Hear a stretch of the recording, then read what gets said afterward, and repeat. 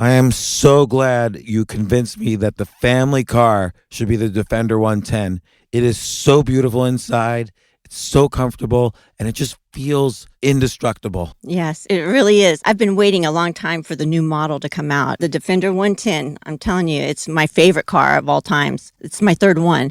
You know, I have stories of going off road. The guy managed the group. He was like, "What are you doing in this beautiful car?" I'm like, "I'm going off road." He's like, "Are you sure? Because you can use one of ours." And then they look like Mad Max cars. I'm like, no, we're going to do this. And he was shocked. Wow.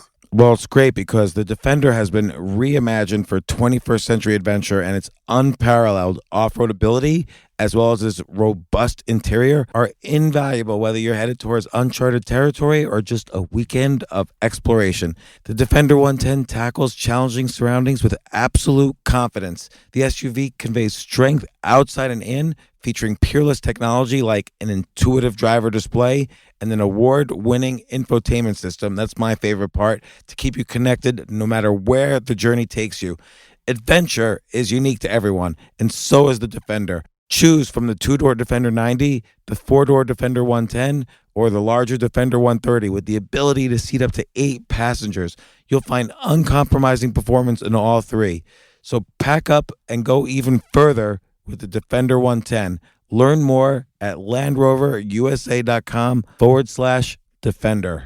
Capella University is rethinking higher education. With its game-changing FlexPath learning format, you can earn your degree on your schedule and fit your education seamlessly into your life. Imagine your future differently at capella.edu.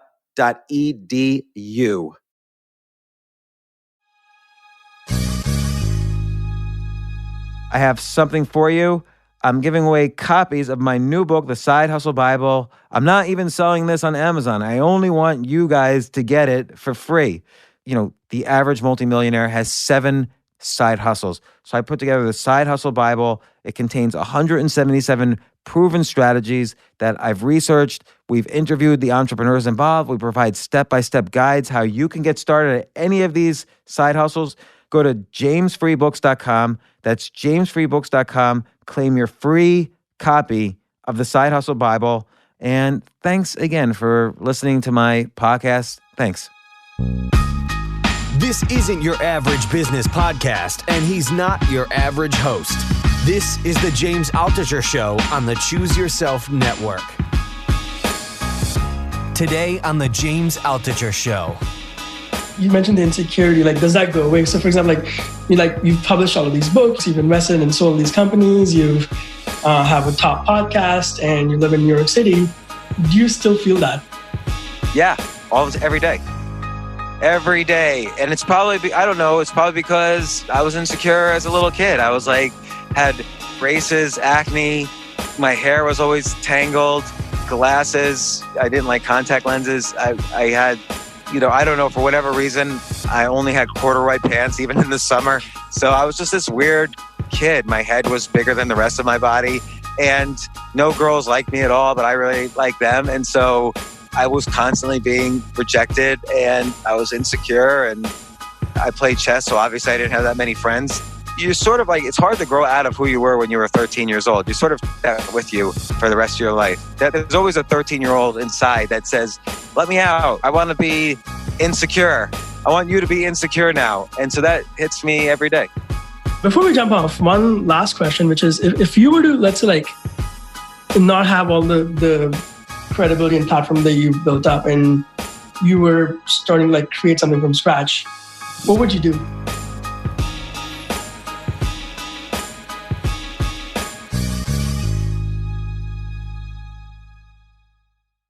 Introducing NetSuite by Oracle, the business management software that handles every aspect of your business in an easy-to-use cloud platform. With NetSuite, you save time, money, unneeded headaches by managing sales, finance, accounting, orders, HR instantly right from your desktop or phone. And right now, NetSuite is offering you valuable insights with a free guide. And believe me, this is a good little guide that they're giving absolutely for free. Please get it.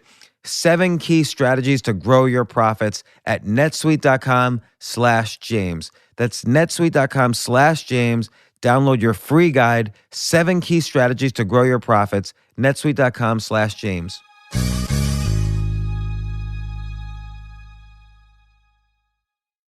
If your team or business uses public Wi-Fi to do your work, you might get screwed.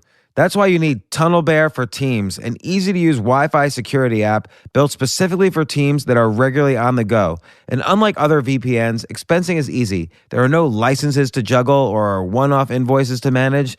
Try TunnelBear for Teams. You can try it for free for 7 days. Sign up at tunnelbear.com/James.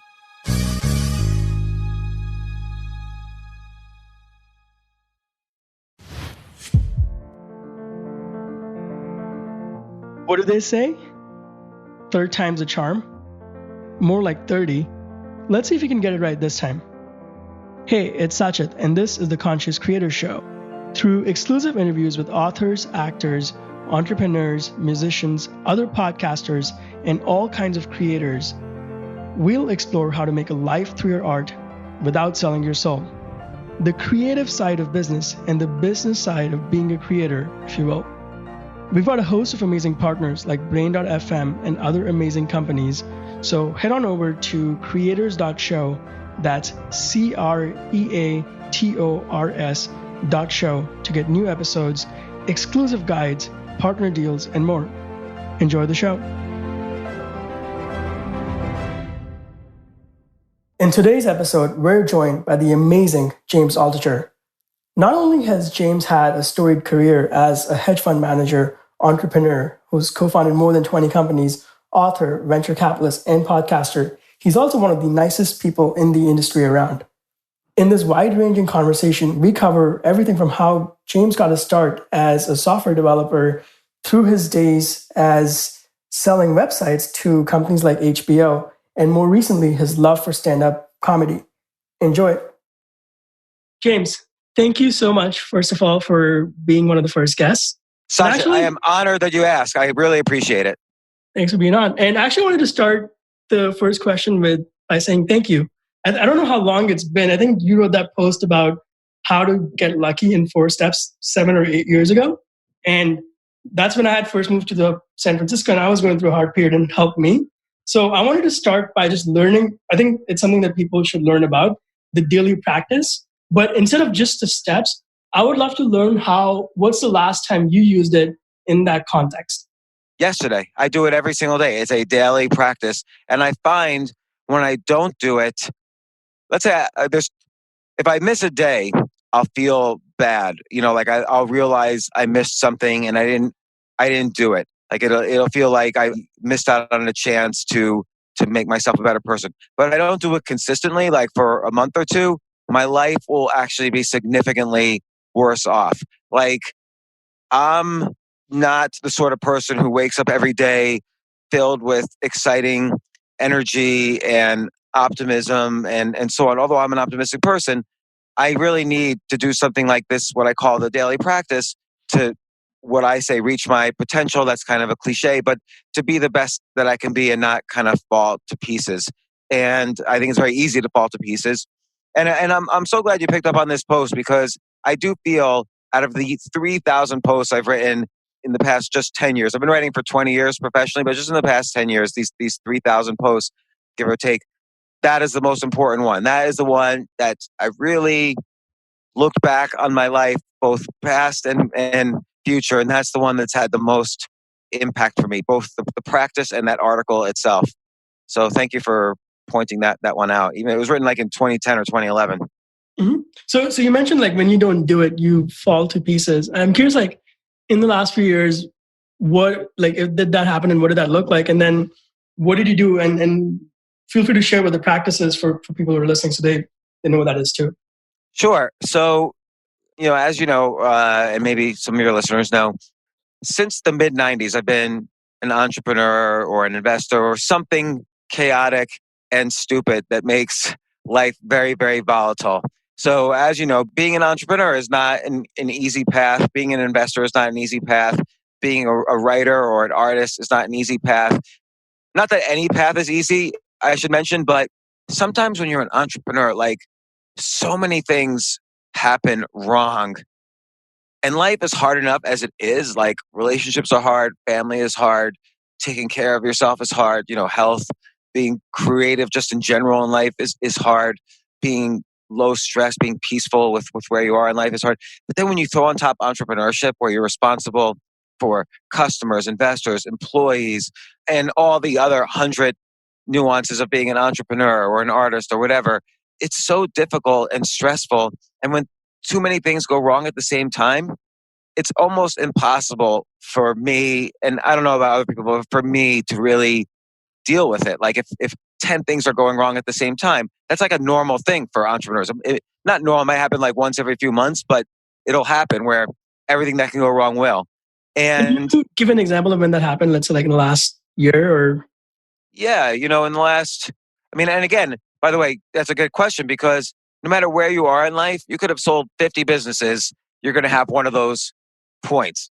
Elon Musk, Bill Gates, they all have these, Jeff Bezos recently had an all-in-one issue that was very public. But for me, in this past year, I've had times where I both run businesses, help other businesses run, make investments, write books, write articles. And there are times, and I also am working on various TV shows. There was a time when I was confused about some relationships I had, some business relationships, some friendships, and some family relationships all at the same time. Some of my investments seemed to be going down and I didn't understand why. I felt blocked writing. I felt blocked in other areas where I try to be artistic. And just all those things simultaneously, I started to feel like on the precipice of depression, where once you're depressed, it doesn't matter what events took you there, you're over the cliff. So it doesn't matter who pushed you, you're flying towards the ground. And it's hard to get out of that once you've been pushed a little too far. And I kind of felt on the edge of that. Sleep is very important to me. I felt like I wasn't sleeping as well. And so everything was, and I was getting sick, which is a sign of stress. Like I was getting a cold. For me, that's always been a sign of too much stress. And so I realized, okay, I've been maybe too busy. I wasn't taking care of myself. And I looked and I wasn't really accurately doing this daily practice the way I would like. And starting to do that really, just even starting really helped me a lot. Like I started writing an article a day again, no matter what. I started writing ideas down. So the daily practice is basically, are you taking care of yourself in tiny, tiny ways? Like, are you just attempting just to do 1% more for physical health, emotional health, creative health, and what I call spiritual health, which doesn't mean praying or meditating, although it could. It just means a deeper understanding of what things can I control and what things I can't control. Like, I'll give you an example. I had a weird sort of, I'll call it a PTSD. Ever since the very first time I went dead broke, not counting my college years, the very first time I went dead broke was 19 years ago, 18 years ago. And ever since then, I can't look at like my bank account. Like if I'm taking out money and I'm at the bank, I specifically put my hand up so I can't see what's in my bank account. Like I'm so terrified to see it. It's like a reminder of then. And I decided, you know what? I got to get over that. So I started looking at it and I realized for the past year, and look, I manage my life pretty well. I manage businesses. I make deadlines. I write. I'm a very responsible person. But this one thing I realized someone I had been involved with a long time ago was stealing from me every single month. And had been doing that for a year and a half, which shows you how little I look at my bank account. And I realized, man, that's really bad. I thought more highly of this person. And I emailed and said, have you been stealing from me every month? And she said, well, I wouldn't call it stealing, but yeah, I've been taking. And I'm like, well, are you going to pay it back? And she said, no. And you know what? There's nothing I can do. There's so many, what am I going to do? Sue or report it to the police and then nothing happens? Like, because there was no, who knows? Stealing has to be a little bit more obvious. There's a bar even for stealing. And so the reality was, ethically, she was doing something wrong, but legally, I couldn't prove anything that I hadn't agreed to this since, whatever. But I'm going too much into the details of this, but what I had to do for myself as part of this daily practice was to simply say, look, I have to take extreme ownership, to quote Jocko Willing's book, Extreme Ownership, and he's a good friend of mine. I had to take extreme ownership of the situation. I'm the one who didn't look at my bank account for a year and a half. Certainly part of the blame belongs to me here. Second, there's nothing I can do, so I can't even afford to be angry about it. Like anger will kill you. I've seen people literally die from anger. And so I can't even be angry about it. So that's it. I just had to, the daily practice for me on the spiritual side that day was to say, okay, this happened. I got to learn what I can from it. I got to take ownership. I'm proud of myself for taking ownership of it. I can't control it. I can't even get angry at this person because it's pointless. It's like, what's the cliche about anger? It's like, I don't know, loading a gun, but then shooting yourself with it. I don't know. That's maybe not the cliche, but, and so I've done that. And then you move forward. And now I've learned and I'm better for it. I would have been worse for it if I decided to get angry or do something crazy. So that's like one small example of the spiritual side of the practice for me. On the creative side, I've got to do something creative every day. It used to mean I had to write every day and write 10 ideas a day. Now I still write 10 ideas a day, but I have to do any creative thing. Could be a podcast, could be an article, could be performing on a stage somewhere. Emotional side, I've got 5 kids. How am I doing with them? How am I doing with my wife? How am I doing with my friends? In general, am I improving my relationships and distancing myself from toxic relationships? And physically, am I eating well? Am I sleeping well? Am I exercising? Not like lifting 600 pounds, but just doing something. That's the practice. And can I describe at a deeper level? Because I like the deeper stuff a little bit. No, I think that was great. And I think one of the things that was really important in what you said about your experience with that person was this idea of just sort of being compassionate to yourself and forgiving yourself for mistakes, right? Because a lot of us sort of like aim for this perfection. Now, I'm actually curious about this because I think a lot of podcasts, including yours, is about interviewing peak performers, right? And I'm curious, like, what sort of motivates you to do that, or why interview peak performers, or why be fascinated with that? Where does that come from? Well, like you, Sachit, I like to get good at things that I'm passionate about.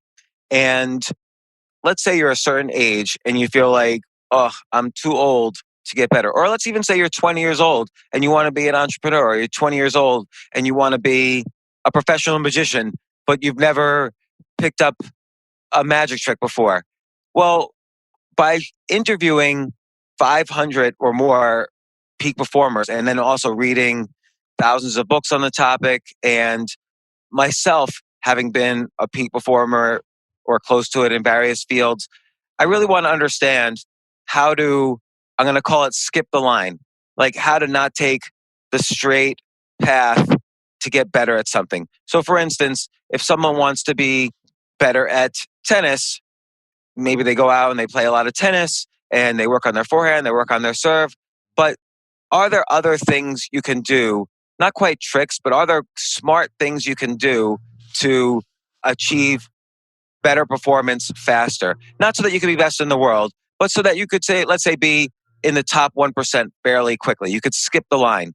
And there's physical components to that. There's emotional components, believe it or not, because you have to deal with the psychology of failure, the psychology of consistency. When you skip the line in any field, you're going to have people who don't like you for skipping the line. So there's a psychology to that. There's a creative aspect, obviously, because in order to achieve any kind of peak performance, you have to find your own unique voice in that area of life. That's something that's uniquely yours, because that's how you become known, is from your voice, not because you're just as good as everyone else, but because you have something unique to say. And there's a spiritual component to that, which is if I want to be a if I want to be a great basketball player, I can't control my height, but I can control how I shoot, how I dribble, and so on. That's oddly a spiritual component. And peak performance is intertwined with this daily practice. So I love hearing about it. I love hearing all the techniques, and everybody's got different techniques. And I try to learn at least one or two things from everybody, plus integrate it with what I learned from my own experience. And I think in what you said is so important, that it doesn't matter how old you are. This sort of like duality of, you can use a daily practice and it doesn't matter what small action you take, as long as it just gets started.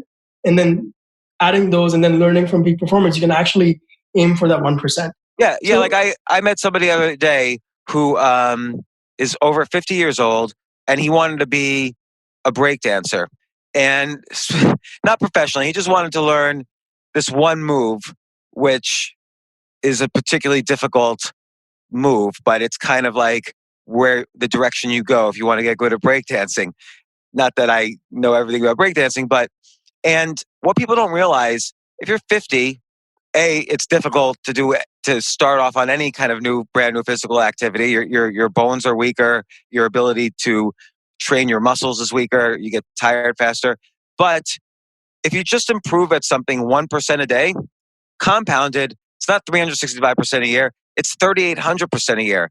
So, and that's what this person did. He just tried to get 1% better at breakdancing every day. And within like 6 months to a year, he was able to do all of these moves that are, if you were to see him do it, it's very, very difficult moves. They're like, you could YouTube them. He's so good now.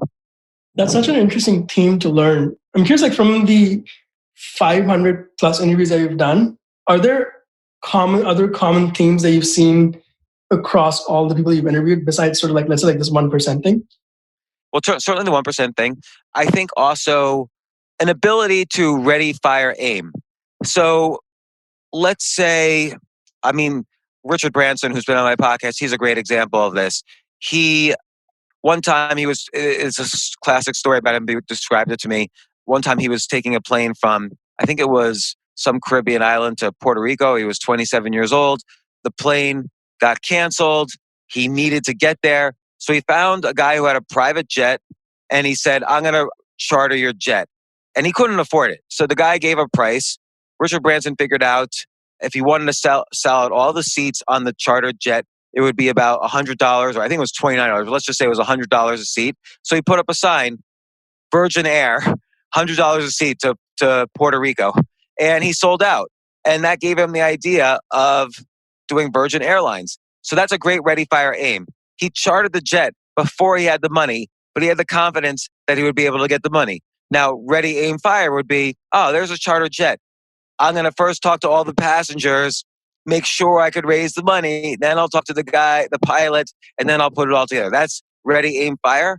But that's going to fail a lot more than ready, fire, aim. And so that was a very common thing among all of the peak performers, everybody, is that they weren't ready. And I really do think most people are ready, aim, fire people, but ready, fire, aim was a key characteristic of these people. The other thing is they really had a dedication, or they have a dedication to learning. And they're very disciplined about how they learn. They won't just kind of read haphazardly. All of them have their own kind of methodologies for how they learn new things, how they study things, how they study people. I would say also another common thing is they're very, in general, not all of them, but in general, they're very kind people. And so you find yourself wanting to be around them, because now sometimes I actually would even wonder, is this real, or is this just like a superpower they have? Like, are they really kind of this charismatic and part of that is kindness, or is this kind of their skill and we don't really know how they are? I don't fully know the answer, but I will say that I, at the very least, experienced a lot of kindness and saw a lot of kindness in many of these people, which is counterintuitive to the narrative that's being spread right now. Like everyone thinks, oh, billionaires are evil, or this guy, if he's a success, he must have stepped on a lot of people. And that's certainly true in some cases, just like in every area of life. But I found more people on average in these peak performer category really paid a lot of attention to being kind and a good person than otherwise. And those are just some. I could go on, but those are some of the common characteristics. Yeah, what are other ones? Well, I remember sitting down with Ken Langone. So Ken Langone, multi-billionaire, started Home Depot, but he's made billions from lots of things, but Home Depot is the biggest thing. Home Depot, of course, has created hundreds of thousands of jobs, tens of thousands of millionaires from its stock price among the employees and so on. But Ken Langone also, I think a recent donation he gave makes all medical education in New York City, like MD degrees, free. So he completely wiped out tuitions for medical students in New York City. And he's donated to most of the hospitals in this city. So if you go to almost any hospital in New York City, Langone is usually in the name. So he's a very charitable guy. But in the very beginning of the podcast, and I don't even think he realized we were recording this, he was asking, we were doing the podcast in a comedy club. Now, I happen to own the comedy club, which is why we were doing it there. Suddenly, he like squinted at me, and he's like, he got a little bit more intense, and he started asking me like, what do you buy the alcohol for? How much you pay for the alcohol? How much do you sell? What's the average seating price? What do you pay the waiters and waitresses? What do you pay the comedians? What's the rent? Like he was digging within seconds. He was digging in on, what's the liquor license cost? What's this? What's that? What's the health insurance? How many contractors do you have? I didn't know the answers. Like I'm like an at the time I was mostly an investor, not really I'm not an operator of the club. Other people operate the club. And I didn't really know the answers, and probably I should have asked those questions myself. But he like, boom, he was so intense. And I find a lot of these guys are very intense, and they know exactly where to drill down to kind of get the most information as possible, as quickly as possible, to understand a situation. And I think the only thing he came away with is this guy really does not know what he's doing when it comes to investing in comedy clubs, which probably means he's not a very smart investor. But I invested in a comedy club for more as a passion investment than a serious investment. No, but it was that intensity that was in the very beginning of the podcast. Then I noticed in his own stories about himself, even dating from like the 1960s, he brought that intensity into every high stakes situation that he was ever in. That's just an amazing story. And that's another thing I've seen is people who are that skilled, like it doesn't matter if something's this small or it's like a huge thing, they bring the same level of intensity, like even the smallest things. Yeah, and not only intensity, but the same level of curiosity. So they get insanely curious, and I spoke to Brian Grazer, he's done probably $20 billion worth of box office. He's a movie producer. He did Splash, Apollo 13, 8 Mile. He does the TV show Empire. He did the TV show Arrested Development. Like a lot of my favorite shows and movies. Anyway, $20 billion in box office. And the way he's produced movies is he's insanely curious. For Brian Grazer, it's very important every week to have what he calls at least one intense curiosity conversation. He finds someone who's an expert in their field, just like we do with our podcast. He finds someone and he drills them intensely so he can find out as much as he can. And he's a very curious guy. He's written books about curiosity, but I use it as an example because he's written books about it. But all of them, all 500, insanely curious. That's another common thing. Another common thing is they don't accept no as an answer. So for instance, I had on Tyra Banks. She had an idea of, hey, everybody loves models and everybody loves the TV show America's Got Talent. What if you combine the two and you make a show, America's Next Top Model? So she had this idea one morning. She calls up her agent or producer or whatever, and the person was like, nah, that's a horrible idea. Awful. She called up a bunch of places, TV channels, whatever. Horrible idea, horrible. Well, she said, I don't believe that's horrible. She really had confidence. She knew when to have confidence. Some people don't know. She knew when she should have confidence. And she's like, I'm going to pursue this. And I think they're in their 31st season now. It's one of the best shows of all time. If you measure by number of seasons, I don't know of any other TV show except The Simpsons in their past 30 seasons. On the thing that you mentioned about confidence, how do you know when you should have the confidence to keep pushing versus maybe, okay, it's not a great idea and maybe you should refocus? I think that's a really important question because, well, I'll answer the question and then I'll tell you why I think it's important. For me, I have confidence when I'm excited about something. So let's say I'm pursuing an idea or let's say I'm in an investment and everybody I talk to about the investment is like, oh my gosh, how can I invest in that? That doesn't mean necessarily they know what they're saying.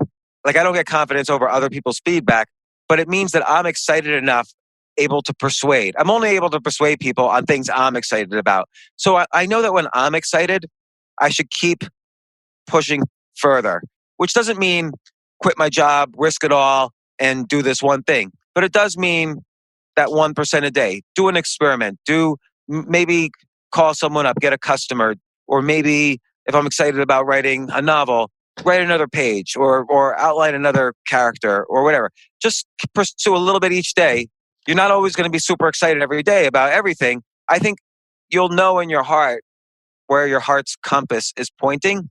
And whether something is a good idea or not actually becomes irrelevant. If your compass is pointing in a direction, that's the only direction you should go in. So I'll give you an example. This is back to comedy. A few years ago, in my late 40s, I decided I want to try stand-up comedy once. And I did it and I loved it. And so my heart was pointing me in that direction. Now, I'm never going to be a professional stand-up comedian. I don't want to be. But I realize I love this skill. Now, sometimes I go up and I hate it because I bomb or the audience hates me or whatever. But still, I'll wake up the next day thinking of new things. Like my heart is still pointing me with its compass in that direction. So I keep trying to get better every day. And over a 4 or 5 year period, I've gotten a lot better. And the same thing happened to me almost 30 years ago when I started writing every day. Or the same thing happened to me when I was a kid and I was playing chess every day. Or the same thing happened to me when I started a business once and I was excited enough every day to keep pursuing it and building it and finding customers and so on. Now, the reason why it's an important question is because a lot of people have what I call smoking crack bias. Like they smoke it's a very big tendency to smoke your own crack. That you think, oh, this is my business idea, so it must be good. And I think it's very important always to be aware that you can't avoid smoking crack bias. You will always think the activities you've invested time in have value. Otherwise, your brain is telling you, why would you invest time in it? Your brain is saying you're not stupid, so you wouldn't invest time in this because you're smart.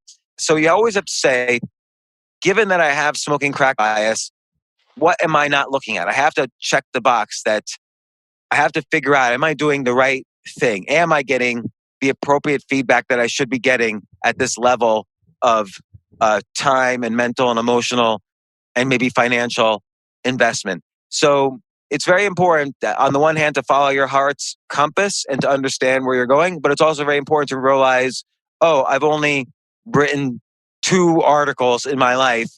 I love it, but I'm probably not yet a good writer. I probably need to improve, even though my brain is telling me I'm the best in the world. Or I have a product that I want to sell. I think it's great, but I really don't know until customers are buying it. So the fastest you could get to customers buying an idea or a product, the more you probably have a good idea. So it's always important to follow your heart's compass, and your heart will tell you where it's pointing, or at least getting the exercise of listening to it. And then it's important to take a step back always and say, well, I got to see the areas where I'm smoking crack. Because certainly in some areas I'm smoking crack. Let's stop to take a quick break. We'll be right back.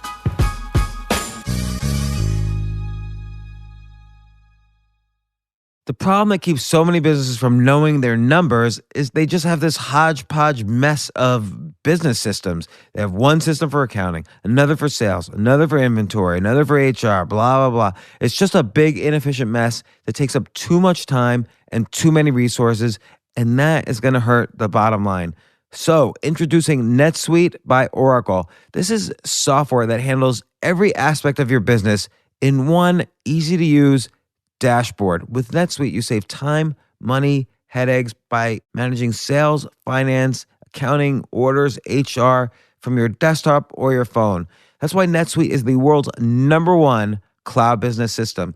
And right now, and this is the key, NetSuite is offering you valuable insights with a free guide, 7 key strategies to grow your profits at netsuite.com/James. That's netsuite.com/James. Download your free guide, 7 key strategies to grow your profits. netsuite.com/James.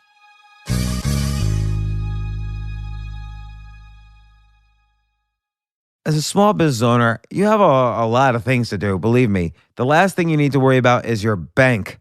That's why Axos Bank, AXOS, provides simple, convenient, and hassle-free banking that business owners like you deserve. Axos is so confident in their basic business checking account, they're going to give you $50 just to try it out. Just use promo code JAMES and visit axosbank.com/James today. That's axosbank.com/James today to get started. Axos is 100% digital with much lower overhead costs than traditional banks, so they pass those savings on to their customers. This means no maintenance fees, no minimum balance requirements, unlimited domestic ATM fee reimbursements, your first 50 checks for free, and up to 200 free transactions per month on their basic business checking account. Axos lets you access your money anytime, anywhere. Their time-saving digital tools allow you to check your accounts, make deposits, and pay bills wherever you are.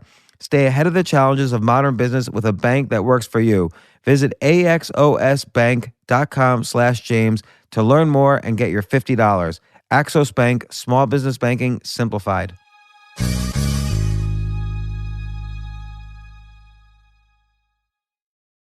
Can you share an Sorry, go example of how you did that? Let's say, I think stand-up is a fascinating example because it's been also amazing to see you sort of like pursue that. What are sort of themes that have emerged about learning for you from stand-up? Right. So that I keep saying that's a great question, but it is a great question. One thing I learned about skill acquisition a long time ago is that there is no, like a lot of the skills people think they need to learn are not actual skills. Like entrepreneurship is not a skill. It's an umbrella of many skills. It's sales, it's marketing, it's persuasion, it's product development, it's motivation, which is different than management, which is different than leadership. It's raising money, it's selling a company, it's being, if not detail oriented, being able to delegate the details. So there are many, many skills in entrepreneur. You can't say I'm a good entrepreneur. You have to get better at persuasion, sales, marketing, leadership. You have to get to kind of identify all of these skills that you need to get better at within the umbrella of entrepreneurship. Do you play chess, Sachit? I don't. Do you know the rules? Yes. I have played. When I say I don't play, I was comparing to sort of like the level you're playing at, and I was like, not that at that level. Right. So chess is a great example where it's not just chess. You got to be good at the opening in chess, which is very different from the middle game in chess, which is very different from the end game, and so on. So there's many skills to learn. And when I was getting better at chess, I would say, okay, today I'm going to focus on the end game, and I would just study the end game. Today I'm going to focus on this particular opening, and I would just study that opening. There's no one thing like, oh, today I'm going to study chess. I'd have to break it down. With stand-up comedy, I've tried to be a peak performer at many different areas. I just mentioned chess and entrepreneurship and writing, but there's been many other areas where I've started and either got to a certain level or stopped or whatever. Stand-up comedy is by far, in a weird way, the hardest skill I've ever had to learn. And so it became interesting to me, not just from a point of view of stand-up comedy, which is I'm a fan of anyway, but skill acquisition. Like how does one get good at this very complicated skill? And again, there's no one skill called stand-up comedy. There's obviously sense of humor, but that is by far actually not the most important thing. There's stage presence, there's performance, there's reading a crowd, there's crowd work, there's psychology is very psychologically difficult. There's likability, there's the crowd. How do you make the crowd like you? And then there's a kind of writing component that was different than my prior writing. I've been writing for 30 years, but the writing for stand-up is very different. And there's a writing component that was difficult. And I've been I'm a public speaker for 20 years. I thought I thought my sense of humor, my writing, and my public speaking would automatically translate to stand-up comedy. It didn't. So I had to kind of adjust how I speak to people on stage. And what was interesting is then now when I public speak, stand-up comedy actually translates back into public speaking. My public speaking is like 10x what it was. My writing is 10x what it was, give or take. And so it was just a fascinating thing for me in terms of skill acquisition. And it was a way to practice all of these ideas that I've been studying, whether through my own life, through my own writing, or through these interviews that I've been doing. It was a good kind of laboratory to study this, that it wasn't so high stakes. Although believe me, when you're on stage and there's an audience of 200 people and none of them are laughing, it is the most high stakes thing happening to you, particularly at that moment. It is the worst, and you have to deal with it. Yeah, I think that's why public speaking is like people's number one fear. I think you mentioned something interesting, which was how your stand-up helped your public speaking. So as you sort of pursue these different skill sets, like are there other examples of where you've seen this sort of cumulative effect where like one thing helps the other and the other helps the first one or something? Yeah. So what's interesting is it's almost like math equations. So I would say stand-up comedy helped public speaking, but public speaking did not help stand-up as much as I thought. So you could argue using a greater than sign. Not that stand-up comedy is greater than public speaking, but let's just use the greater than sign for this purpose. Stand-up comedy was greater than public speaking. But like, I became a chess master, and then later on, I wanted to become master strength at a game called Go, which is a very popular game in Asia. In fact, famously last year, Google developed a software program for the first time that beat the Go world champion. It was a much more difficult game for AI to beat than chess.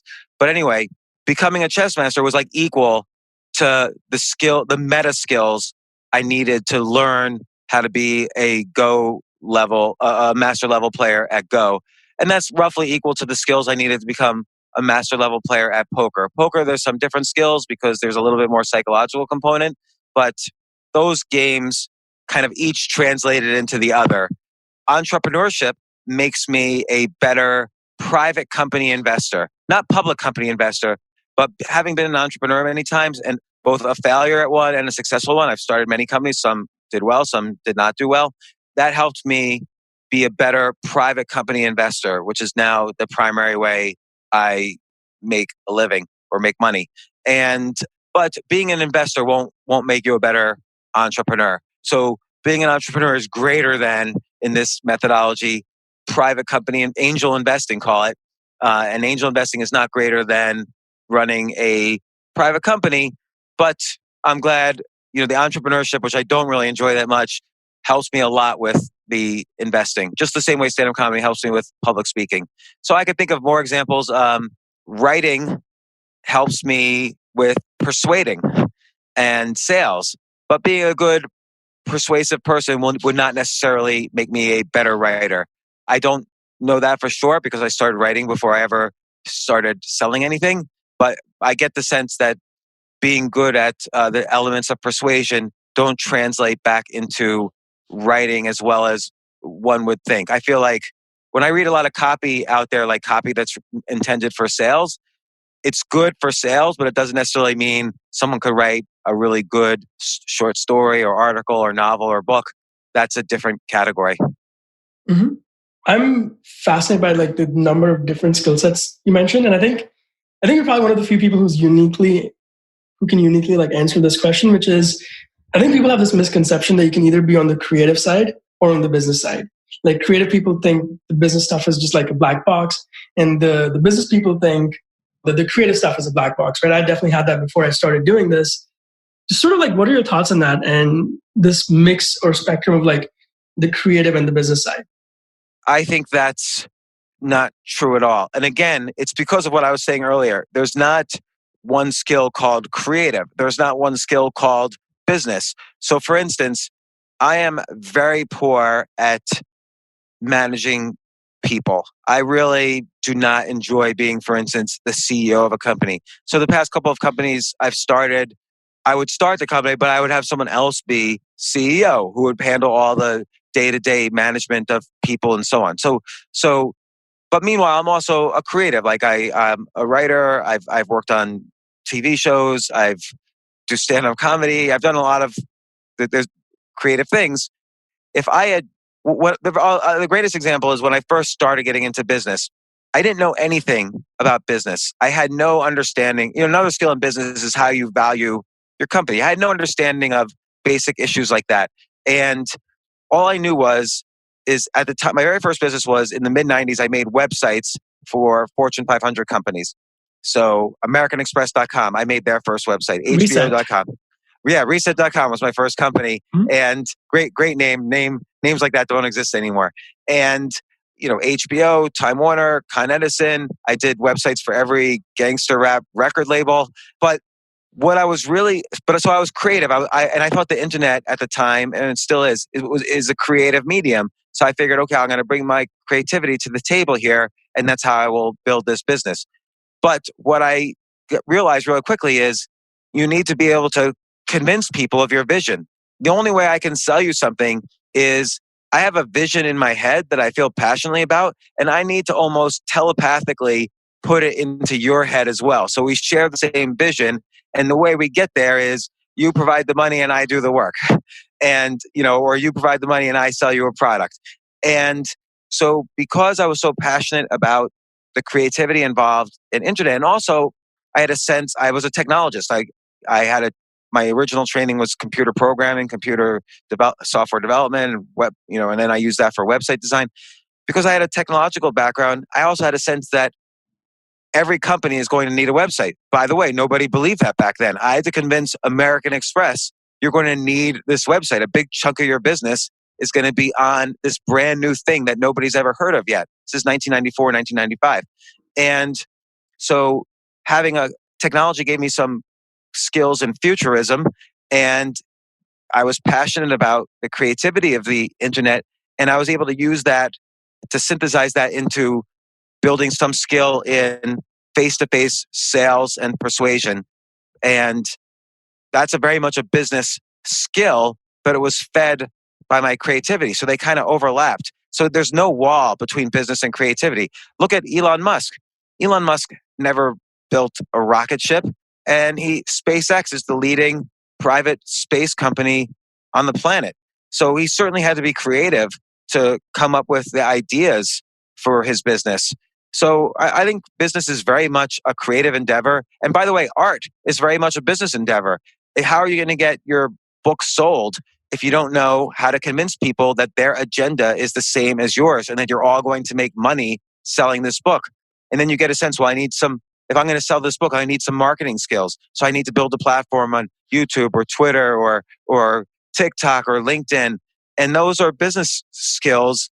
A lot of people think, I need to just sit in my room and write the best possible book. Sure, you do need to do that, but you need business skills to make sure the book is widely read and sold. A great example is Ryan Holiday. He just came out with a book, Stillness is the Key. It's like his 7th book. Great writer, great book, by the way. But then let's break it apart. I asked someone to send me a list of all the podcasts Ryan Holiday was on in the week his book came out. He was on like 20 different podcasts. Okay, so that means he called up 20 different people and he used connections and relationships he's built up over the past 8 years since his first book came out to get on all these podcasts. That's a business skill. And it's very much, he's an artist. He focuses on writing. He doesn't want to start a business. He focuses very much on his writing skill. But when he needs to, he uses his business skills to sell his book. By the way, his book then that week was #1 on the New York Times bestseller list. Business skills sell books. I love that. How do you balance the two? Like, is it very structured? Like you have different days for each, or is it just, how do you balance the two sides? For me, ever since the past 20 years, the morning is devoted to writing and creativity, and that's it. I don't return emails. I don't do anything unless it's moving my writing and creativity forward. I don't even do other creative things. Like I won't do a podcast in the morning. I won't think about what new jokes am I going to tell tonight. I won't think about that in the morning. I won't work on TV stuff if I'm involved in a TV project. I only write in the morning because that's really been like the flagship of my creativity for 30 years. And that's why even this podcast we scheduled right after the morning. We scheduled at 1 p.m. my time. And then after that, that's like the hard part of the day. Then after that, I view business as a little bit easier. It's returning phone calls, it's returning emails, and so on. And so I'll do that mostly in the afternoon. So my initial impulse to your question was to say, it's kind of combined, but it's not really that. Definitely, I do creative things earlier in the day. And then during that slow time when the brain is a little bit more sluggish from noon to, let's say, 5 p.m., depending on the day, I'll do more business-related activities. Now, podcasting is creative, but I could do that in the mornings too, but I really focus on writing in the morning. So I do separate it out. That's fascinating. And one thing actually I wanted to ask you about that you mentioned earlier was your software development experience. I don't think you've talked about it that much. I'm curious how that background plays a role in what you do now. Because I have a similar thing. I was a programmer before anything else. So I'm curious, like, what role does that play in just maybe how you think or how you approach subjects or something else? Sure. And I didn't want to be a programmer. Both my parents were programmers, and I was like a rebel, but not really. But I didn't want to do that. And then when I was in college, I started a business that required me to program point of sale machines. I had to program a point of sale machine to accept a debit card that we were developing. And so I never programmed before, but I quickly learned how. And in my senior year of college, I dropped everything. I switched majors to computer science. I took 6 courses a semester to catch up, and I majored in computer science. Then I went to graduate school in computer science. Then when I got a job having to do computer programming, I knew so little about real world computer programming because college is basically useless that they had to send me to remedial programming classes. But then I got obsessed with software combined with the creativity of the internet. And that's when I was able to have the skill set to start my first company. But to this day, years and years later, again, 30 years later from my first time I was programming, I still directly use software or software development. Like it helps me to understand or manage software development projects. Like nobody could BS me on software development. I always keep track of the latest programming languages and even scientific research in AI, just so that I'm never behind the times. Like for instance, I mentioned how Google has this deep learning that software that they use to beat the world Go champion, the world chess champion, and so on. I've studied all the research behind that, so I'm up to speed on what I think is the only real innovation in software in a really long time. And I even, in the past year, programmed some software to model the stock markets. I've been doing that for about 19 years, writing software to model the stock market. And I always just keep up to date with that just to see what's working in the stock market, what isn't working. Not that I use it anymore to invest, but I like to keep track of that. And then on a kind of meta skills, I think having a software background helps you to always understand what is the simplest, most rational solution to a situation. And you could apply that to every area of life. And there's other ways that's called Occam's razor, that the simplest solution is probably the correct one. There's other ways to develop that skill. But for me, software development, somehow or other translated into how given a complicated situation, what's the simplest way to understand this situation? If I do this, then I'll understand this. I'm curious, like, so you did the software development and then you did Reset where you had to go pitch investors and sell, and then you've sold since, and then you started doing stand-up. Is there sort of like that the software mindset help you in sales or stand-up or in other things in terms of how you look at this? I've never thought about that.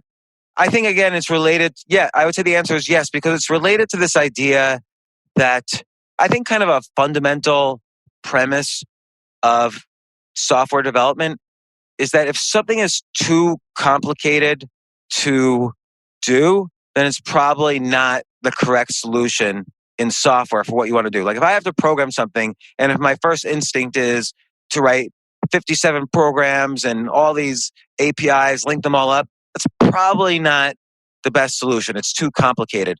And I think that's helped me understand in sales, for instance, what are you doing in a sale? One of the things you're doing when you're persuading something of something is you're understanding what the other person's problem is, and you're coming up with extremely simple solution for them and explaining why it's simple. So they're like, yes, please give me this simple solution. Help me. And of course, you have to be sincere about it and you have to be passionate about it. Otherwise, I can't sell it. But that element, I even have a name for it.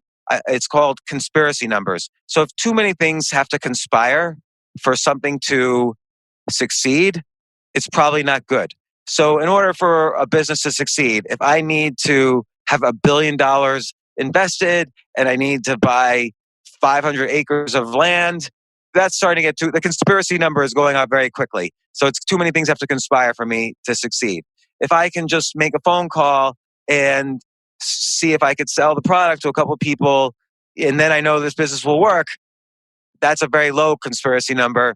And then I think that business has a chance to succeed, and so on. And same thing with software. If too many things have to happen in a piece of software, it's probably not a good solution to that problem. So it's looking for that's almost like simplicity. By the way, in stock investing, that's true too. Like when I'm writing software to model the markets, if I have to put too many variables in there, like what are interest rates? What day of the week is it? Who won the Super Bowl? What's the PE ratio? What are the revenues? Everything going up? Too many factors means there's actually a statistical name for it, which I won't get into the weeds there. But just suffice to say, when you have too many factors in a some sort of analysis kind of situation, you're probably analyzing incorrectly. And that's borne out by actual mathematics. So the words multicollinearity, too many things in the pot, the flavors are gonna mix inappropriately. And I think like as like people who are like creators, we definitely tend to do that when we're especially thinking on the business side. I think we're sort of like in this like fascinating age where before, if you were a creator, there were all of these gatekeepers. Like if you wanted to make a movie, there were movie studios, and now you can just go on YouTube. So I want to talk about one of your favorite topics, which is this idea of, and I have a book here, choosing yourself. So Yes. like if you're a creator, like can you talk a bit more about like that idea of just choosing yourself? Because a lot of times we wait for someone else to pick us. Right, sure. So I'll use an example of writing. So a lot of people, I feel everybody's got a book inside of them, right? But not everyone is going to write a book. And of all the people who write a book, not everybody is going to publish a book. And so when you have an idea for a book, let's even skip that. Let's say you wrote a book. There's still a lot of things that conspire against you. That you have to convince an agent. You have to convince an editor. You have to convince the marketing team of a publishing company. You have to convince the publisher. Then you have to convince the market to buy your book and bookstores to take your book. So I just listed 6 things. Too many things have to conspire for you to successfully publish a book. So my first 6 or 7 books, maybe 8 books, I published with mainstream publishers like HarperCollins and Penguin and so on. But then I decided, you know what?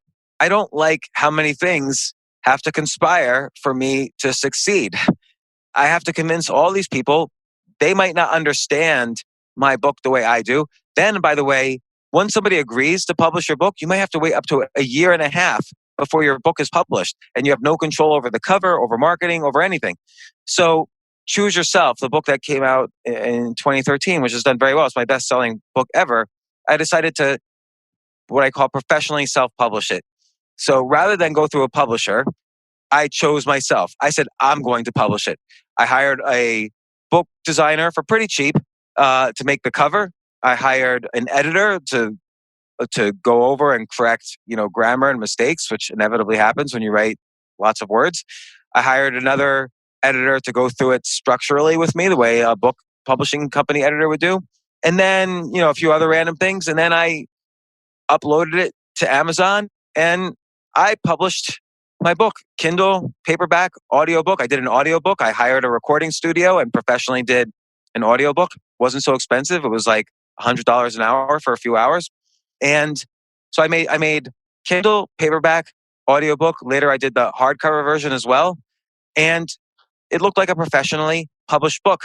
But I avoided the agent, the editorial assistant, the editor, the marketing department, the PR firm, the publisher, the bookstores, the going on the book tour.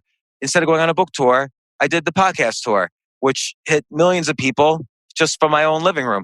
And so, again, that's one example of how people could choose themselves. Figure out who the gatekeepers are and how you get around the gatekeepers. So, for instance, let's say you want to make a movie. Great. Well, you have to convince people to fund the movie. You have to convince movie studio to distribute the movie. They have to convince movie theaters to buy the movie. And it takes tens of billions of dollars to advertise. Well, why don't you shoot an amazing trailer for your movie or shoot a 3-minute version of your movie and put it on YouTube? Now or you could, if you want, you could cheaply, and this is possible now with today's technology, you can cheaply shoot an hour-and-a-half movie if you have willing actors and so on, and you could put it on YouTube. Or even better, you could upload it to Amazon as if it's a movie. No one's going to know it wasn't made by a movie studio. It's on there on Amazon right next to Star Wars or whatever. So that's another way of avoiding the gatekeepers and choosing yourself. In business, you could have an idea and you could try to pitch your boss or another company or even a venture capitalist to do this idea with you. Or you could start doing the idea. It's that ready, fire, aim approach. You could start selling and see what happens. You could take experiments in the direction of your idea and you could choose yourself to start this business. When I started my very first business, I had $0 in the bank. I didn't raise a dime, but I was able to convince my first customer, hey, buy this website, let me make this website for you and pay me half up front and half when I deliver. So now I had the money to build out the website. I actually didn't need any money to build out the website, but I knew the business was profitable before I even delivered the first product. So that was a way I chose myself. So in every area of life, you could choose yourself for health. A good friend of mine was diabetic. Now, I don't recommend I don't know anything about nutritional advice or whatever. I'm just telling the example of my friend. My friend's a very successful, well-known politician, high name recognition. He had diabetes 10 years ago, 5 years ago, some number of years ago. And he completely changed his diet. He did a lot of research, completely changed his diet, did not take the advice of the doctors, which I'm not recommending, by the way. This was only for him. He did not, do the whole insulin thing and all this stuff. He completely changed his diet and eliminated sugars and processed foods and certain meats and so on. And within 6 months, his diabetes was nowhere to be found, diabetes 2. And so he chose himself for his own health, which is very important, regardless of whether you go to a doctor or not. That's a really interesting story. Yeah, that story. We're not giving any nutrition advice. PSA. Yeah. Oh, okay. Actually, I could say his name because he was just on my podcast talking about this story, so it's no secret. But he's the Brooklyn Borough president. He's running for mayor of New York City, Eric Adams. So, which again, not a national name, but he will be once he's mayor. He's the front runner right now for mayor. That's amazing. Even in this example, you mentioned like all of these different examples, like business. You've done this in writing, stand up, chess. I'm curious, like, where does that drive to do this come from? And maybe your example or like what you've seen as teams in the interviews you've done. Yeah. By the way, it's not necessarily a good thing. Like sometimes I look at some people and I say, man, all they did since they were 21 years old was they did the same thing I could have done. They took their, let's say, software or technology skills, they moved to Silicon Valley, and for the next 30 years, they were in that community and of starting companies, and they made billions of dollars. And like peers of mine have done this, people I grew up with or whatever. And, we all started with zero, and I didn't want to move to Silicon Valley, but I peripherally always been involved there. I've started technology companies. I've sold to Silicon Valley companies. I used to write for TechCrunch and other Silicon Valley publications, but I just never I never was focused on making money, really, as odd as that sounds. I always kind of wanted to do what my heart wanted me to do. So I was thrown out of computer science grad school because I was spending all my time writing novels that never got published. And I moved to New York City because I wanted to work at HBO because I thought maybe I would make a TV show. I was delusional. And I think the worst period of my life was when I was only working for the money. Like when I started a hedge fund, I hated it. But I felt like, okay, I might as well make some money. By the way, I didn't make money doing that. I made money at everything else I've done, but not that. And, I always wanted to follow my heart, but I think maybe I've also been a bit of a dilettante. Like I haven't been, some people say you should focus, and I'm not a big believer in that. But sometimes I wonder what would have happened if I had focused. But I had no desire to do that. So I don't think I would have been very happy. I totally get that too. And I think like in the examples that you listed, I'm curious, is there like an element of like almost like wanting to prove yourself or like prove other people wrong? That's kind of like a driver? Because I've definitely found that for myself. I should have called my book Prove Yourself instead of Choose Yourself. Yeah, of course. Like I'm insecure. Like I don't want to say like everyone else. I don't know what anyone else thinks, but I'm a pretty insecure person. And whenever you start to get good at something, there are people a lot better. And particularly if you start skipping the line, they're going to look down on you. They don't want you to skip the line. And so you have to deal with a lot of backlash. And a lot of that becomes like, well, I'll show them. And of course, you have to keep that feeling under control. Or you can use it positively. Like, I'm going to learn from them instead of prove myself to them. And the best way I could prove myself to them is by learning what I can and being the best I could be. It's sort of like revenge works that way. And does you mentioned the insecurity, like, does that go away? So for example, you've published all of these books you've invested in and sold these companies, you've have a top podcast and you live in New York City. Do you still feel that? Yeah, every day. Every day. And it's probably, I don't know, it's probably because I was insecure as a little kid. I was like, had braces, acne, my hair was always tangled, glasses. I didn't like contact lenses. I had, I don't know, for whatever reason, I only had corduroy pants even in the summer. So I was just this weird kid, my head was bigger than the rest of my body, and no girls liked me at all, but I really liked them. And so I was constantly being rejected, and I was insecure, and I played chess. So obviously I didn't have that many friends. And, I think I've you sort of like, it's hard to grow out of who you were when you were 13 years old. You sort of that with you for the rest of your life. There's always a 13-year-old inside that says, let me out. I want to be insecure. I want you to be insecure now. And so that hits me every day. Yeah, I gotta do something tonight that I've never done before, and I'm very insecure about that. What are people going to think about me? Is it going to be good? So, What do you have to do tonight? Well, it's a group.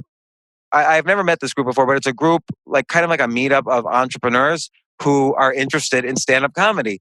So I reached out to them. I saw them on Facebook, and I reached out to them and said, "Oh, I'm interested." They didn't know that I've been performing for like 5 years, but I said, "I'm into this as well. Can I perform?" And they didn't know I had been doing it. So they said, "Can we see a video first?" And so I sent a video, and they're like, "Oh, can you open the show for us?" But now I don't have any material for entrepreneurs. I've got the rest of today, I'm going to be coming up with entrepreneur. They said, "Can you try to make as many jokes as possible on entrepreneurship?" Joke writing doesn't work that way. You have material that you work on for a year and maybe 5 years. You work on one joke and you perfect it. And even though I have a lot of like insane experiences for entrepreneurship, this is where public speaking doesn't translate into comedy. I've told these stories in public speaking so many times and make people laugh, but they're not quite jokes. They don't have punchlines. They're just very insane stories. And I've got to either figure out how I'm going to make those things jokes, which I've been trying for 5 years unsuccessfully, or come up with totally new material in the next 5 hours. So what's an example of one of those stories? At one time I was raising money. By the way, I have more. I have 100 more stories. Than one. So one time I was raising money for my hedge fund, and my next door neighbor said, "Why don't you come in and meet my boss? He has a big fund. Maybe he'll help you out." So we drive into the city, and he introduces me to his boss. Boss was a super nice guy. He looked like my grandfather. I felt like calling him dad like right away. And he gives me the tour of the facility, and we're getting along so well. And he finally sits me down in his office and he says, "So James, I like you a lot. Tell me why are you here? What do you want to do?" And I said, "Well, I have this hedge fund. Maybe you can invest in it." He had like tens of billions of dollars in his hedge fund. And he was very successful. And he said, "If you wanted a job here, James, I would give you a job, no problem. But I don't know what you're going to do with the money. You seem like a nice, honest guy, but I can't keep track. If I give you invest money with you, I can't keep track of what you're doing with it. Maybe you're doing something dishonest or unethical." And he pointed at himself and he said, "The last thing I need is to see on the front page of the Wall Street Journal the name Bernard Madoff Securities." And so he rejected me. And then I was so depressed leaving his office. Like, how can I ever compete with this god of hedge fund management? His returns were great and consistent, and he had all these tens of billions. And other hedge fund managers were calling me when I left there saying, "How can we invest in him?" And I'm like, "I don't know. Just, you can't. He's not letting in new investors." And so everything happened. And 10 years later, I called his prison to see if he wanted to be interviewed for my podcast. And the warden, they conveyed the message to him, and the warden gets back on the phone and tells me, "Yeah, Bernie Madoff said no to going on your podcast." And I'm like, "What? He said no to me again?" This guy just has my number. Like, he just knows how to like drive me insane. Like, what is he doing? What is he so busy making license plates he can't come on my podcast? And the warden, I said that, and the warden was like, he said, "No, I don't have anything else for you. Sorry." And that was it. And once again, frustrated by Bernie Madoff. Twice now. See, it's a funny story, but it's no punchlines. So, I mean, it's a little bit of a punchline. I held it to the end saying Bernard Madoff Securities. I used to say the name first before saying Wall Street Journal. And, I used elements of comedy in telling that story, but it's not quite stand-up comedy. And I can see how in this you're testing, which kind of like goes back to the software where you like write code, get feedback, test again. What are other stories like that? I know I've heard you talk a little bit about like how you think you used to like go late night and do interviews back in your HBO days. Yeah. I was. That's not as. I guess there's funny elements of it, but so at HBO, I was just a lowly programmer. Not there's anything low about it. My title was junior analyst programmer in the IT department, and nobody cared about the IT department at HBO. They only cared about making TV. We were even sitting in another building, but I convinced HBO to make a website. They didn't have one. And then I said to Jeff Bewkes, who was at the time was the CEO of HBO, then he was the CEO of Time Warner for many years. He just sold it, just sold the company to AT&T. And I went to Jeff Bewkes and I said, look, you guys make original TV shows like the Larry Sanders Show. How about I do original web shows for you? This is a brand new medium. I'll do original web shows. And he said, whatever you want, man. I don't care. And so I started doing this web show called 3 a.m. It was probably the first web show ever. And it was really like a podcast. I would go out at 3 in the morning on a Tuesday night and I'd interview. If you're out on a Saturday night, I get it. You're having a party, you're staying up late, whatever. If you're out on if you were out on a Tuesday night at 3 in the morning, something bad is going down in your life. Like it's not a good thing. And so, but I would interview all these people. I did this for like 3 or 4 years, interviewing people, like 20 people a week that were out at 3 in the morning. And I would take the best 4 interviews and I would design around them and get the transcript. And I put up 4 interviews a week. I did this from 96 through the middle of 1998. And it was a great project. I did that. I interviewed probably, 20 people a week for about 200 weeks. So I probably interviewed close to 8,000 people during that time, which really helped me with interviewing. And some things that happened were just insane. Like one time, it was 3 in the morning and I was at a diner all the way on the west side. And New York wasn't so safe back then as it is now. But anyway, I was in a diner, so it was safe. And I saw 2 tables celebrating. It was like were having one party together. So I said, what are you celebrating? And this guy points to this girl that's sitting next to him, basically. And he says, oh, we just got engaged. We're celebrating that. And I don't know, something made me ask, like, I don't believe you guys are engaged. Why don't you prove it by kissing each other? And so we videotaped and photographed them kissing each other. And they started like really making out. And everybody was like gasping at both tables. And the guys with this guy was like, dude, stop. And so finally they stopped. It turned out he was engaged to another. That was the first time they had ever met. I pointed them out to each other. That was the first time they even looked at each other was when I said, kiss each other. And he was engaged to a girl in England and was about to leave for England to go back to her and get married. And so I found out a year later, oddly in Aspen, I was at the HBO Comedy Festival and I ran into somebody who was like, I was sitting in that diner. I was at the guy's table. You changed their lives. He didn't go back to England. He moved in with the girl and they started going out. And as far as I know, they were going out for like at least a year, as far as I know. That's amazing. So I'm curious about, so you've done a lot of podcasts, right? What have you not been asked about that you wanted to talk about? You've asked a lot of good questions. You're going to have a fun time doing your podcast. You're doing really well. I don't really know. I guess I don't know what I don't know. That's true. That's one of the reasons I'm doing this is to learn that skill set. What have you learned about interviewing from doing all of these podcasts? Well, I think interviewing is an ongoing thing that you learn. I think it's an art form, much like writing and like even I'll say stand up or movie production or painting or drawing. Interviewing is an art form also, and there are good interviewers. There's a spectrum from really bad to excellent. I wouldn't consider myself at the top, despite that I have all this experience. But I think the main thing I've learned is prepare really well so that the person is shocked by how much you know about them. By the way, that's just for me. Larry King is famous for being a great interviewer, but not preparing at all. So then there's a skill to that too, and Joe Rogan's a little like that as well, where you kind of represent the everyman if you don't know anything, because then you're uncovering it at the same time as your listeners. So, but I like to prepare because I like to dig right to things that I think my listeners will be interested in. But I think also there's a skill to being conversational so that it feels free flowing and not as much like an interview. But that's a little bit up to your guest. That's a very hard thing because it's a little bit up to your guest as well. Some guests they don't want to have a conversation. They just want to be interviewed, and they're not very good interviewees. Now, I do take extreme ownership and I take responsibility. Well, how can I spice this up? But that's part of it as well. And sometimes a good podcast is not about the interview, but it's just about the entertainment value. Like, you want the whole podcast to be entertaining, but you only really need a little bit of the podcast to be educational. I think that's an actually fascinating insight that I didn't think about as more of the entertainment factor than the educational factor. Well, think about it when you read a nonfiction book. Let's say I read a book by Malcolm Gladwell. Okay, Outliers. I'm going to read Outliers by Malcolm Gladwell. I'm only going to remember I'll read the whole book, but I'm only going to remember in the long term 1 or 2% of the book.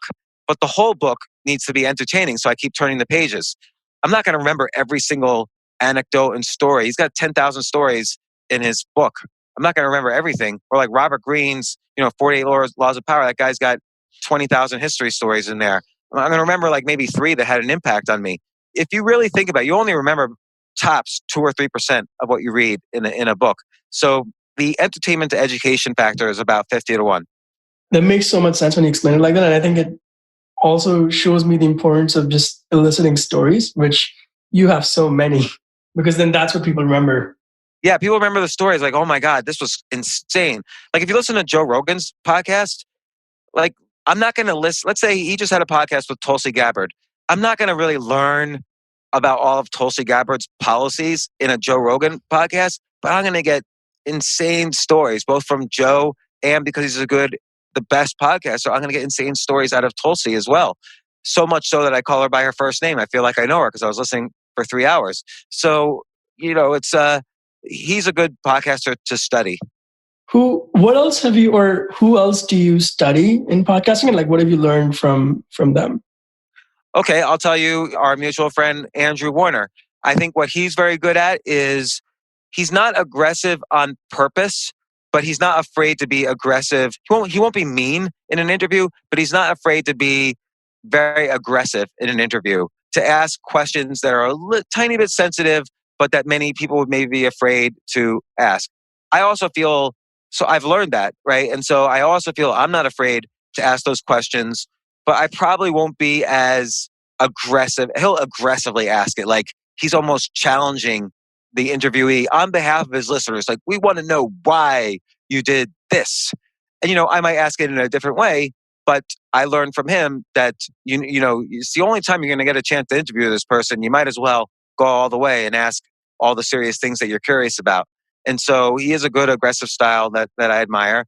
And then there are podcasts where they're ostensibly storytelling podcasts, like maybe like a history podcast, but it's just the host and the co-host spend the hour kind of joking around. We'll spend 10 minutes or 15 minutes on the history because, yeah, again, it's the entertainment value over educational value that's important. And, that's where I kind of started forming my views on that, is by listening to podcasts like that. And I can even see when I look at your podcast, you sort of like weave together these different styles and made it your own. Yeah, I'm always in a process of switching format. Like I think I'm mostly an interview format, but I'm moving more towards maybe storytelling or topic focused or panel rather than one person, and making it a little bit more fun while still having an educational component. So I want the listeners' lives to be better after every single podcast, but I have to remind myself they only need 1 or 2 things to be better, and the rest needs to be entertaining if I'm going to ask them for an hour of their attention. I think we've certainly done that in this one, especially with all the tips that you gave about starting at the start. Yeah, no, this is great. Before we jump off, one last question, which is if you were to, let's say, like not have all the credibility and platform that you've built up and you were starting to like create something from scratch, what would you do? Well, no matter what, you have to be good at something, right? You have to get good at something outside of social media to build a social media platform. So you can't just sort of like go on social media and suddenly get thousands of followers without anything to offer the world. So, like if you're a professional race car driver and you've never been on social media, you'll pick an idea like, oh, okay, I'm going to show people the most amazing race car accidents or turns, or I don't know anything about race car driving, so I'm making this up. I'm going to show, and then one or two things I've learned from each one of these situations. And, then you might decide, well, Twitter is good, but, it's not my audience. You might decide TikTok. Okay, I'm going to put a 60-second video of a car passing another car on a turn, and I'm going to have all sorts of music behind it, how TikTok provides. And I'm going to put up, little posters. This is what I learned. And I'm a professional race car driver for 30 years or whatever.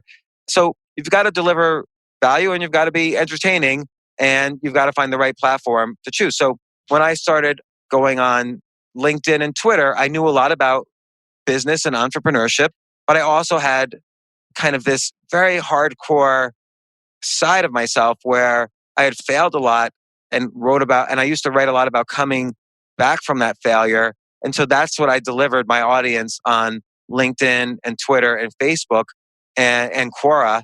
And that's how I built a large audience on all of those platforms.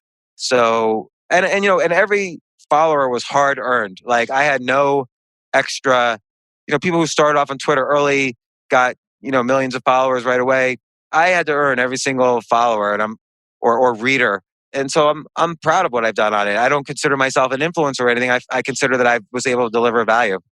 Certainly influenced a lot of people, including me. Thanks. And I love what you said about just building sort of like following one at a time.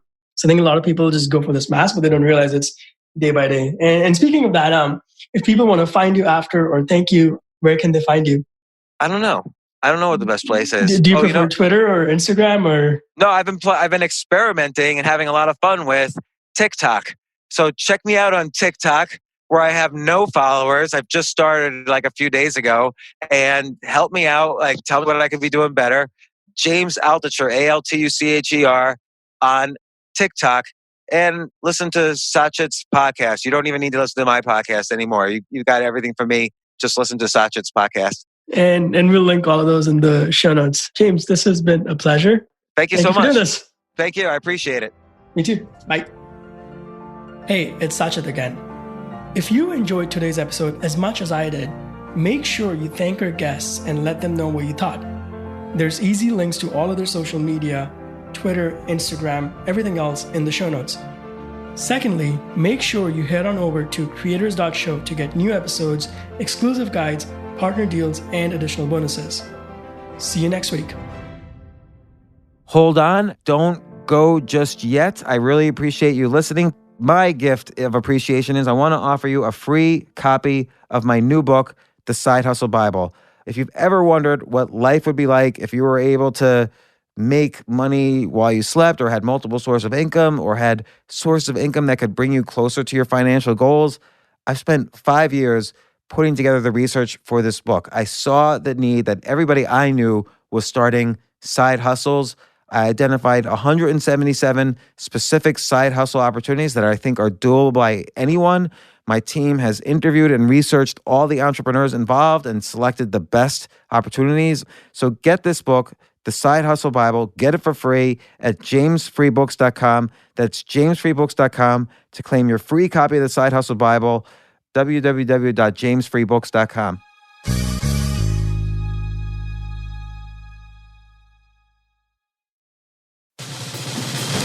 These days, we're all investors, trying to be smart with our money despite our worst impulses. But at iShares, we believe that deep down inside of every investor is a better investor. One that's just waiting to be let out. Explore iShares ETFs and insights and let your best investor out. Visit iShares.com for more information.